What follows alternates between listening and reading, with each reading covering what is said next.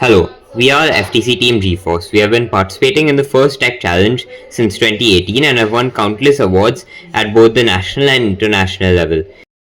India has one of the largest populations, but has so few FTC teams in comparison. This is because many children do not have access to STEMs. They have neither the funds nor the resources to enter such competitions, and most people haven't even heard of FIRST. To solve this, we are planning to build more STEM labs in the places where they are needed the most, in impoverished regions throughout India. Though this is not our first rodeo, we have built a STEM lab before at the biggest slum in all of India, Dharavi. For the team we created, mentored and empowered Dharavi Dynamites. This short video shows the impact we have created.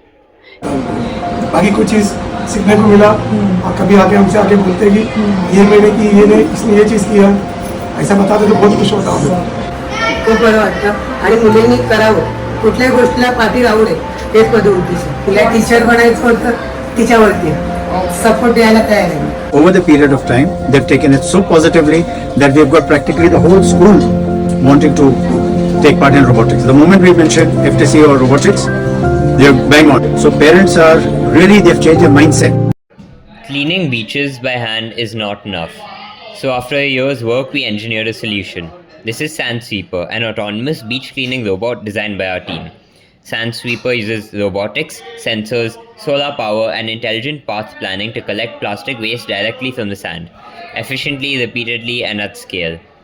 Our goal is to deploy 10 Sand Sweeper robots on Juhu beach, one of Mumbai's most polluted shorelines. With 5 lakh, we can build and deploy 10 robots, turning student engineering into real environmental impact. Well, we have shown you what we can do. But we need your help to reach our goal of 20 lakhs to create 10 STEM labs across the public schools of Mumbai. So, if you agree with our causes and want to expand the robotics community, make sure to donate to our fundraiser.